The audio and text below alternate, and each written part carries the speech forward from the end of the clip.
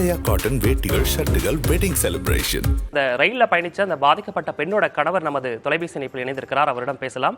Sir, இப்போ உங்க மனைவி தரப்புல இருந்து என்னென்ன விஷயங்களை சார் முன் வச்சாங்க? அவங்க ட்ரெயின்ல போகும்போது என்ன நடந்தது? சார், ஆக்சுவலா பாத்தீங்கன்னா 25ஆம் தேதி நைட்டு 8:55 வந்து சென்னையில இருந்து ஆலப்பி எக்ஸ்பிரஸ்ல இருந்து அங்க இருந்து வர்றாங்க சார். வரும்போது ஈரோட்ல வந்து பாத்தீங்கன்னா ஒரு 5-6 பேர், 4-5 பேருக்கு மேல ஏற்பட்ட வந்து ஒரு மது போதையிலையும் ஏறி அந்த கம்பார்ட்மெண்ட்ல வந்து கடுமையா வந்து ஒரு மாதிரி டான்ஸ் ஆடி அந்த பெட்டியை தட்டுறது, ஒரு மாதிரி அலப்பறை பண்ணிட்டே இருந்திருக்கிறாங்க. அப்புறம் ஸ்மோக் சிகரெட் எல்லாம் பத்த வச்சு அடிச்சிருக்கிறாங்க.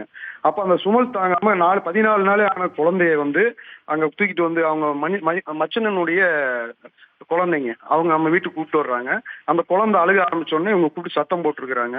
அந்த பசங்க மேலும் மேலும் வந்து கடுப்பேற்றிட்டே ஒரு மாதிரி பண்ணிட்டு அங்கங்க கம்பியில தாவி குதிக்க தட்ட இந்த மாதிரி பண்ணியிருக்காங்க.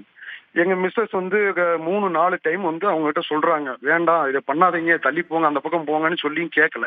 எனது மச்சினன் வந்து மிஸ்ஸஸோட தம்பி வந்து S9ல பயணம் செஞ்சுட்டு இருக்காரு. ஒரு சீட்டு மட்டும் அவருக்கு அதுலதான் ரிசர்வேஷன் ஆச்சு. அவருக்கு போன்ல கூப்பிட்டு வர சொன்னோடனே அவர் வந்து, ஏன் இப்படி பண்றீங்க, பூரா லேடிஸா இருக்கிறாங்க, குழந்தைங்க இருக்கு, அந்த பக்கம் போங்கன்னு சொல்லி சொன்ன உடனே அந்த பசங்க என்ன பண்றாங்க, என் மச்சனை வந்து அடிக்கிறாங்க.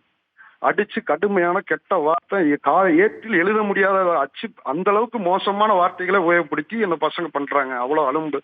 அத்தனை வீடியோவில் இருக்கு. அவ்வளவு கீழ்த்தரமான செயல் செய்யறாங்க அந்த பசங்க.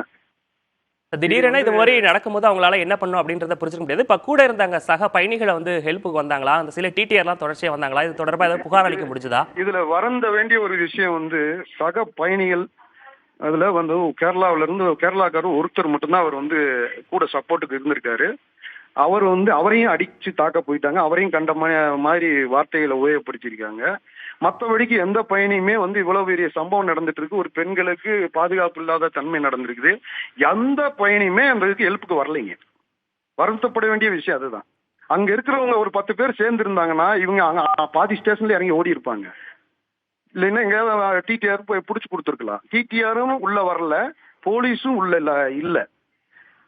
இரவு பயணத்துல முன்பதிவு செய்யப்பட்டு பெட்டியில எப்படி இந்த மாதிரி அன்ரிசர்வா ஏறி உள்ளுக்குள்ள வந்து அது ட்ரெயின்ல புகைப்பிடிக்கிறது தவறு. அதுல வந்து இவங்க வந்து மது போதையா வேற மாதிரி வாடை அடிச்சதுன்னா எங்க மனைவி சொல்றாங்க, வேற மாதிரி சிகரெட் வாடையை விட வேற மாதிரி தான் அடிச்சது அப்படின்னு சொல்றாங்க.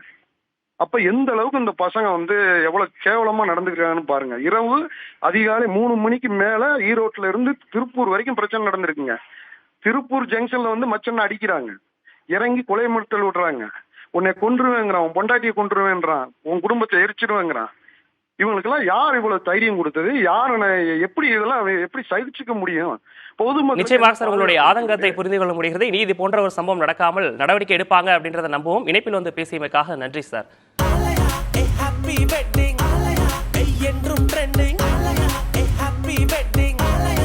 ஆலயா காட்டன் வேட்டிகள், ஷர்ட்டுகள், வெட்டிங் செலிப்ரேஷன்.